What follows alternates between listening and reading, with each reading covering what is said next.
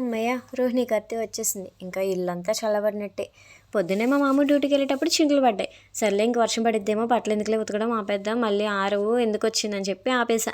తర్వాత కొంచెం ఎండ వచ్చింది. సర్లే ఎండగా ఉంది కదా ఉతికేద్దాం అనుకున్నా. కానీ బయటికి వెళ్ళాను కానీ ఉతకడానికి చాలా భయం వేసి లోపలికి వచ్చేసా. తర్వాత అనుకున్నా మా మామ వెళ్ళి ఎండలో అంత కష్టపడుతున్నాడు కదా, నేను ఒక్క గంట బట్టలు ఉతకలేనా అని అలా అనిపించింది. తర్వాత ఏదైనా సరే కష్టమైనా ఉతికేద్దామని ఉతికేసా.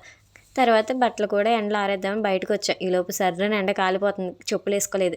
వామ్మో! మా ఆయన ఎండలో అయితే తిరుగుతున్నాడు కానీ చెప్పులు లేకుండా అయితే నడవట్లేదు కదా అని చెప్పి గుర్తొచ్చి గబగబా వెళ్ళి చెప్పులు వేసుకొని వచ్చి బట్టలు ఆరేసాను. అంతా అయిపోయింది, ఫాస్ట్గా చేసేసా. తీరా లోపలికి వెళ్ళిపోయాను. మరి ఈ వర్షం ఎప్పుడు వచ్చిందో తెలియదు. క్లైమేట్ ఏంటోనండి, శత్రువులతో కలిసి మోసం చేస్తుందో నన్ను, లేకపోతే ఏంటో అర్థం కాదు కానీ నన్ను మట్టికి ఆ సూర్యుడితో సహా కలిపి మోసం చేసేసారు. ఆరేసిన బట్టలు తీయాల్సిందండి, తీయకుండా వదిలేసా. అయ్యేమో మళ్ళీ వర్షం వచ్చి మళ్ళీ తడిచిపోయాయి.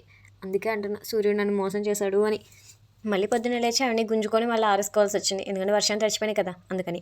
ఇంతకు బాగానే ఉంది కానీ రోహిణి కత్తి గురించి మాట్లాడవా చెప్పమ్మా ఫస్ట్ అనుకుంటున్నారా? రోహిణి కత్తి అంటే రోలు పగిలితే కదా, నువ్వేంటి ఇల్లు చల్లబడిద్ది అంటున్నావు అని అడగచ్చు. నిజమేనండి, అప్పట్లో అంటే రోలు పగిలేవేమో ఎండకి, కానీ ఇప్పుడు మాత్రం రోలు చల్లబడతాయి, అలానే ఇల్లులు కూడా చల్లబడతాయి. ఎందుకంటున్నానంటే రోహిణి కత్తి వచ్చిందంటే చాలు మెల్లమెల్లగా చినుకులు స్టార్ట్ అయిపోతాయి. దానివల్ల అనాల్సి వస్తుంది. నా మనుషులు మారినట్టే క్లైమేట్లో కూడా మార్పు వచ్చి ఉంటుంది. అందుకే చలి ఎండగా, ఎండ వానగా మారుతుంది.